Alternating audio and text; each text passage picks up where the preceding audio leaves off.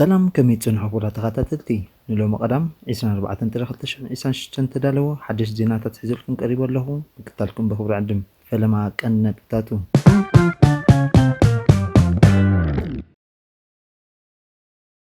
سودان لعل 8 مليون هصانات كاب تمرت تعليم تمزابلت معرب تግራይ الجزيرة زابو قال اب اوغندا لعل 2000 سبات اب تحت ايدي حدش تمرت مينستر ايرترا تمزيزا ترامب بكندا زقربو تصويت سريزو حبرات امارات عرب وصنا اخيبات انقد اذن كالئم بزجح يجلكم مصي له كتكتاتلو بخبر عدم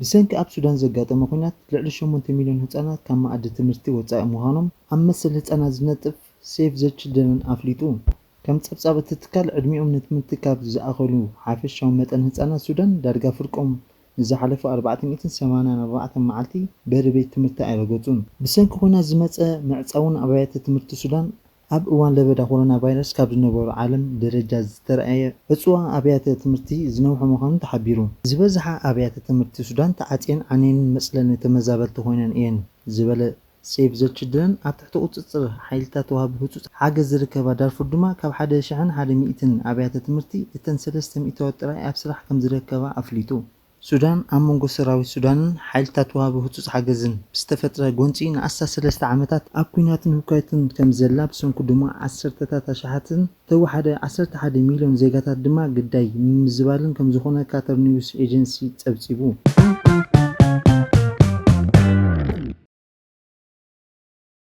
تمزابلت معرب تግራይ او حسوم ጥሜትን ሞትን ጥፋትን አለው አልጀዚራ ዘዘራረውን ተመዛበልት معرب تግራይ ሕጂ ተዓቂቦም ኣብ ዘለውሉ ህንጻት አካባቢን ምምጻሕ ዘኸብድ ሕሰም ይሕልፍኩም ዘለው ተዛሪቡ ሕጂ ተዓቂቦም ኣብ ዘለው ህንጻት ከባቢን ንምግላጹ ዘኸብድን ሕሰም ይሕልፍኩም ዘለው ተዛሪቡ ሓደ ካብቶም አልጀዚራ ዘዘራረቦም ተመዛበልት ወዲ 88 ዓመት ሽማግለ አቦ አበይን ራያ ዕለታዊ መቅርቦም ማሐዝቶምን እናቀበሩ ኣብ ሓዘን ዋህን ወዲቆም بسرو قناعي زقبلن سب كركب دي إلهم عب سقات كم زلو يقولتون كابز زبقى ما يبلو عبين رأيو اتزغف ان نوح ايوان حاجز لزي توهابنا كابتي بخوينات زموتنا بحسوم تقميت سب يهالو قالو خبلو عاقنزيبهم اما ربطهم هركوتن رغبن حارس سايز نورو عبين رأيو بسنكي خوينات تقرايك ارمد بعتا عماوتي كاب زرقاوي جفجافا امنيتهم اب حنصات اكو انت تعاقبو سأنا مربطهم ملاسهم زاقيت حسام يحلفو لهم حنصات قرم حجي سبقاو حاجز يبوطهم كاب زنبورو مأكلات كم زنبرة زقلت سبصاب الجزيرة بريزنت امريكا دونالد ترامب قرم عمت ابيلوها حاجرهم حاجز كيتب دوم بالم سعيبو عصبا وريدو نسعيبو ابت خباب زنورو ماكلات وهبتي سبقاو حاجز تعاطيهم بمخانو سبقاوي قلولاو بيسو يبل نتكلب البو حكايم MSF بموكاس قال نبارتي معقل معقوب زهون ود 71 عبوي ترفو ودميرو فاعل كم زبولو دما ابزق مقربو زي قبرسب ايركبن كبلو كبدنت تري حدغا يبرهو ولاكو امريكا حاجز بوس ملكو انت سددت نابترغاي زبصح زناس ايو زبل الجزيره بغينا قطبان سبان زداغا تግራይ اخرن كبل غليصو ابز قربا معلتات بتبغسو انا احت محبراو ميديا كان مقله اديس ابا استاخر حجزاز من بارو زشكر كوينو يكون بس سبسلطان اثيوبيا اخر حجز ليخنا اينا بمبال لجستن بقطع بعلاتهم كيبصوا تنقيقهم تعذبت اتو ጉዳይ መንግስት ኢትዮጵያ ዛጊት ብዛዕባ ህንጻት ገለ ዘይምባሉ ብምቃፍ ምስተሃገር በአሉታ ከይጸሉ ክብሉ ከም ዝሓብኡ ይዛረቡ መንግስት ኢትዮጵያ ዛጊት ብዛዕባ ህንጻት ገለ ዘይምባሉ ብምቃፍ ምስለ ሃገር በአሉታ ከይጸሉ ክብል ከም ዝሓብኡ ይዛረቡ ሚሊዮናት ተኸታተልቲ ዘለው ጸላው ማሕበራዊ ሚድያ መንእሰይ አዶናይ ገብረ ሚካኤል ምስ ሰዓት ተሓባበርቱን ሓገዝ የተኣኸቡ ከም ዝነበረ ኣብ ማእከል ግን ካብ ሰበስልጣን ብዝገጠሞ ተቃውሞ ደው ዘበሎ አልጀዚራ ሓቢሩ ሓደ ስሙ ክግለጽ ዘይደለይ ወገን ድማ ናብቲ ቦታ በአካል ከይዱ እጽጸገም ከም ተዓዘበ ይኹን እምበር እናሞቱ እንተረኣዩን ብሰንኪ ስግኣት ሰበስልጣን ሓገዝ ክእክብ ከም ዘይደፈረ ንአልጀዚራ ገሊጹ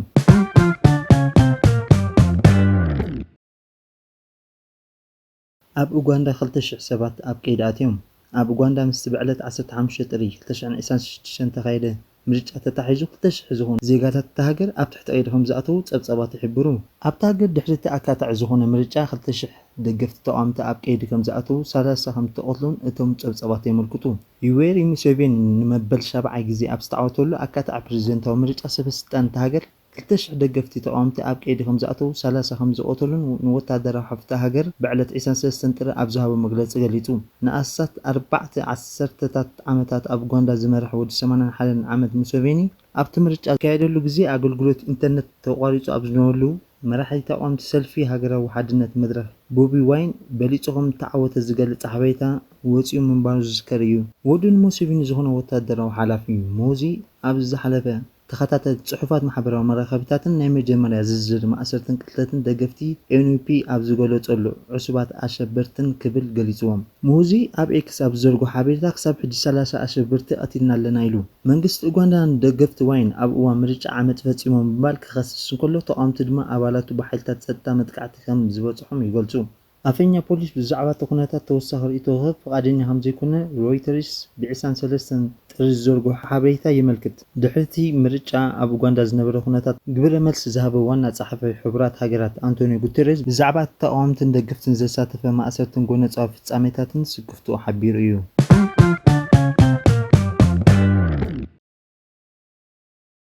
ስርዓት ትምህርቲ ኤርትራ መሰረታዊ ለውጢ ከም ዘድልዮ ኣብ ዝግለጸሉ እዋን ዶክተር ሓሊማ መሓመድ ሚኒስተር ኮይና ከም እተመዘዘት ተረጋጊጹ።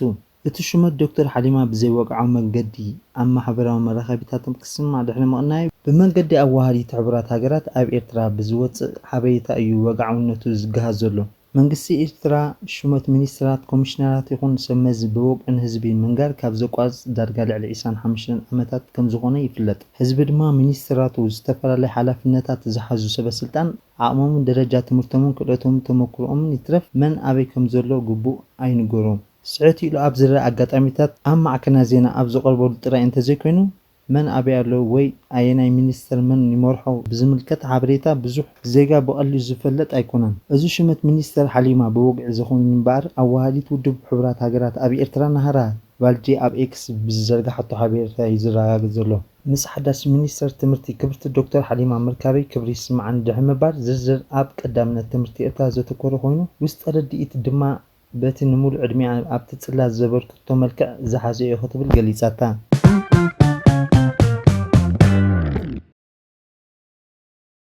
ፕሬዚደንት ኣሜሪካ ዶናልድ ትራምፕ ምስ ጎረቤት ሃገሩ ዝኾነት ካናዳ ኣብ ዝምዕብል ዘሎ ምትፍናን ካናዳ ናብቲ ሓድሽ ዝቖመ ቦርድ ሰላም ክትጽምበር ዘቐረበ ዕድመ ክትሰሓብ ሓቲቱ ኣሎ። እቲ ፕሬዚደንት ኣብ ትሩዝ ሶሻል ኣብ ዘስፈሮ መልእኽቲ ብኽብረትኩም እቲ ደብዳቤ ቦርድ ሰላም ነቲ ካናዳ ንኽትጽምበር ብዝምልከት ናባኹም ዘቐረበ ዕድመ ንኽዝረዝ ዘገልግል ክኸውን ይፈቐደሉ ይብል።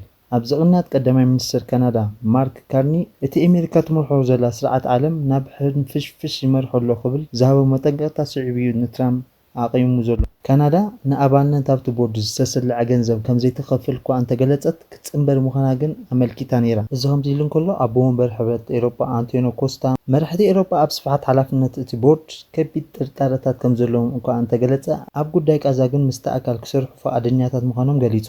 እቲ ትራምፕ ከም ኣቦ ወንበር መጠን ሰፊሕ ስልጣን ዝህብ ቦርድ ብኣሜሪካ ከም ሓድሽ ዓለምለኻዊ ትካል ፍታሕ ግርጭታት ዘቐርብ ዘሎ እዩ። ትራምፕ ኣብቲ ዝዘርግሖ ጽሑፍ ስለምንታይ ነቲ ንካናዳ ዘቐረበ ዕድመ ክስረዝ ወሲኑ ግን ዝኾነ ምኽንያት ኣይገለጸን። ቤት ጽሕፈት ቀዳማይ ሚኒስትር ካርኒ እውን ብቕጽበት ምላሽ ኣይሃበን ዘሎ።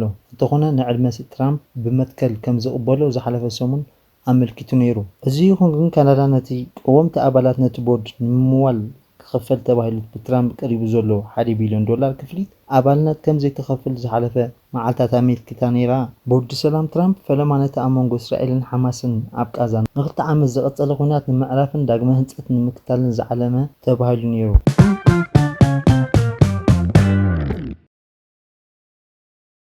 ሕቡራት ኢማራት ዓረብ ተደራደርቲ ሩስያ ዩክሬን ኣሜሪካ ዝሳተፍኦ ወሳኒ ኣኼባ ተእንግዳላ። ሞስኮ ቅድሚ ኣስታት 4 ዓመታት ኣብ ልዕሊ ዩክሬን ወረራ ካብ ትጅምር ድሓር እቲ መድረኽ ንሰለስቲአን ሃገራት ብሓባር ዝሳተፋሉ ብዓይነቱ ናይ መጀመርያ መድረኽ እዩ።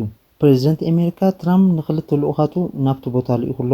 እቶም ልኡኻት ኣብ ሞስኮ ምስ ፕሬዚደንት ቭላድሚር ፑቲን ኣብ ሓደ ለይቲ ድሕሪ ምዝራቦም ናብ ኢማራትስ ከም ዝኸዱ ይንገር። ዩክሬን ብወገና ሓላፊ ቤት ምኽሪ ሃገራዊ ድሕነትን ምክልኻልን ሩስ ኡሜኖቭ ሓላፊ ምምሕዳር ፕሬዚደንት ካልኦትን ዝርከቦም ላዕለዎት ሰበስልጣን ሰዲዳ። ልኡኽ ሩስያ ዳይሬክተር ወታደራዊ ስለያት ሃገር ጀነራል ዝምራሕ እዩ። ብተወሳኺ ልኡኽ ኢንቨስትመንት ሩስያ ምስ ልኡኽ ኣሜሪካዊ ስቲቭ ዋትኮም ብተናፀል ክራኸቡ ትፅቢት ይግበር።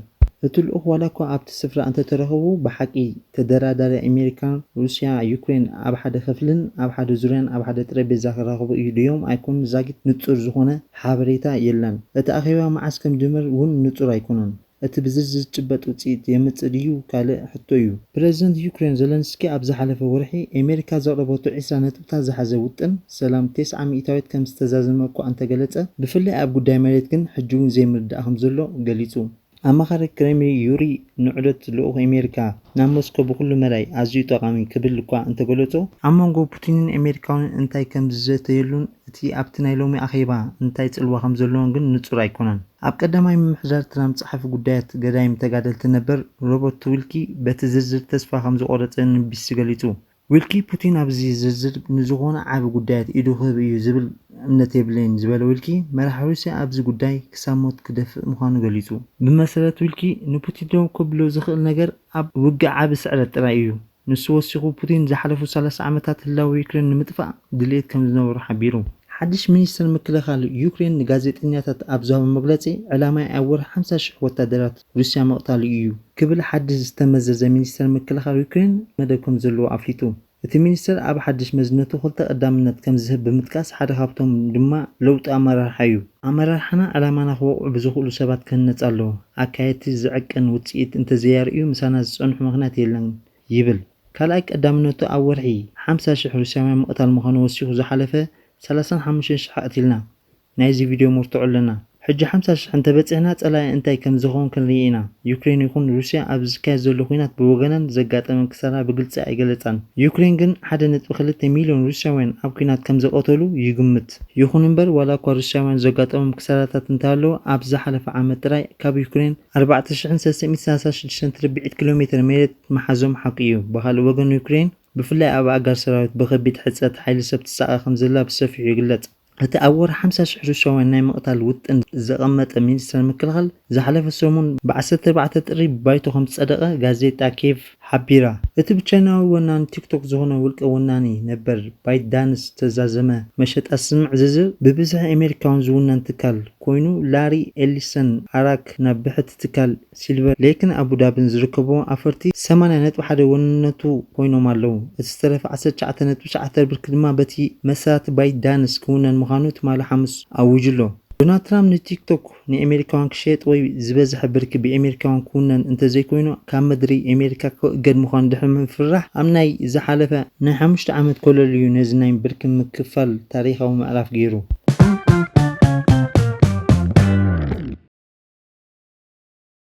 ኣብ መወዳእታ ሓጸርቲ ዜናታት ሰራዊት ደቡብ ሱዳን ነቲ ኣብ ምብራቃዊ እታ ሃገር ተወሊዑ ዘሎ ሓድሽ ዕጥቃዊ ተቃውሞ ኣብ ውሽጢ መዓልታት ከጥፍኡ ዝጠቕላል ሓደ ብተቃወምቲ ሰራዊት ብርኪ ሱዳን ዝፍለጥ ጉጅለ ኣብ ዝቐረበ እዋን ኣብ ዘካየዶ ስርሒት ኣብ ዞባ ጃንግላይ ሓያል ከባቢታት ተቆጻጺሩ ኣሎ። ጀነራል ፖል ናንግ ንወታደራዊቱ ኣብ ዝሃቦ መግለጺ ኣብ ውሽጢ 7 መዓልታት ነቲ ናብ ርእሰ ከተማ ጁባ እናተጸጋዕ ዝመጽእ ዘሎ መጥቃዕቲ ተቃውሞ ደው ብምባል ክድምስስዎ ተልእኾ ሂብሎ። ካብ መዝነቱ ተባረረ ምክትል ፕሬዝደንት ነበር መራሒ ናይ ተቃውምቲ ውድብ ኣብ ጁባ ኣብ ናይ ገዛ መሓዩር ከም ዝርከብ ይፍለጥ።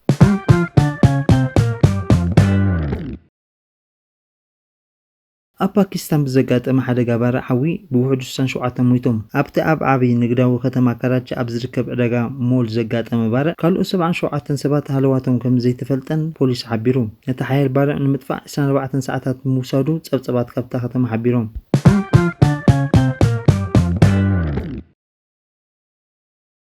ኣብ ጀርመን 10 ተሓከምቲ ብምቕታል ገበነኛ ኮይኑ ዝተረኽበ ነርስ ነበር ኣብ ሞት ካልኦት ልዕሊ 100 ሰባት ኢድ ክህልዎ ከም ዝኽእል ሰመዝ ገሊጾም። እቲ ብወግዒ ስሙ ዘይተገለጸ ውልቀ ሰባት ዓቐኑ ዝሓለፈ መደንዘዚ ፈውሲ ቃንዛን ብምሃብ ን10 ሰባት ብምቕታሉ ብፈተና ቀትለን ናይ ካልኦት 27 ሰባት ኣብ ዝሓለፈ ዓመት ንሕልፈት ተፈሪዱ ነበረ እዩ።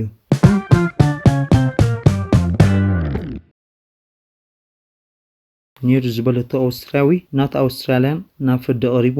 ሓላፊ ስልያ ዝነበረ ኣጊስቶ ኦቶ ንኣባላት ስልያ ሩስያን ንሓደ ተሰዊዱ ዝርከብ ሓላፊ ዝኸሰረ ጀርመናዊ ኩባንያ ዝነበረ ሰብ ሓበሬታ ሂብካ ተባሂሉ ተኸሲሱ ዘሎ። ኣኽበርቲ ሕጊ ከም ዝብልዎ እቲ ወዲ 63 ዓመት ንሞስኮ ንምሕጋዝ ዘይኮነስ ገንዘባዊ ረብሓ ደልዩ ንሃገሩ ጠሪሙ፣ ንሱ ግን ነቲ ክሲ ይነጽጎም። እቲ ኣብታ ማእከል ሰለይቲ ዓለምና ምዃና ዝንገራ ርእሰ ከተማ ቬና ዝርከብ ዘሎ ጉዳይ ዓቢ ኣቓልቦ ረኺቡሎ።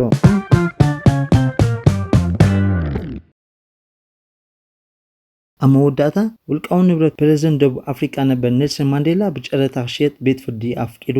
እቲ ንኣስታት 70 ዝኸውን ክዳውንቲ ካልእን ነገራትን ዝርከቡ ንብረታት ናብ ዕዳጋ ከይወርድ ሓደ ትካል ዕቃበ ባህልን ቅርስን ድሕሪ ዘቕረቦ ጥርዓን እዩ እቲ ውሳነ ተዋሂቡ። እቲ ኣንጻር ዓሌታዊ ስርዓት ኣፓርታይድ ብምቅላስ 27 ዓመት ኣመሓይሩ ዘሕለፈ ማንዴላ ናይታ ኣብ ደሴት ሮበን ኣይላንድ ዝነበረላ ክፍሊ መፍትሕ ጥራሕ ልዕሊ 1.3 ሚልዮን ዶላር ክሽየጥ ትፅቢት ይግበረሉ። እምበኣርከስ ክቡራት ተኸታተልና ናይ ሎሚ ዝነበረ መደባትና ነዚ ይመስል። ላይክ፣ ሼር፣ ኮመንት፣ ሰብስክራይብ ትገብሩ ብክብሪ ዕድመኩም። ሰላም ወሰናይ።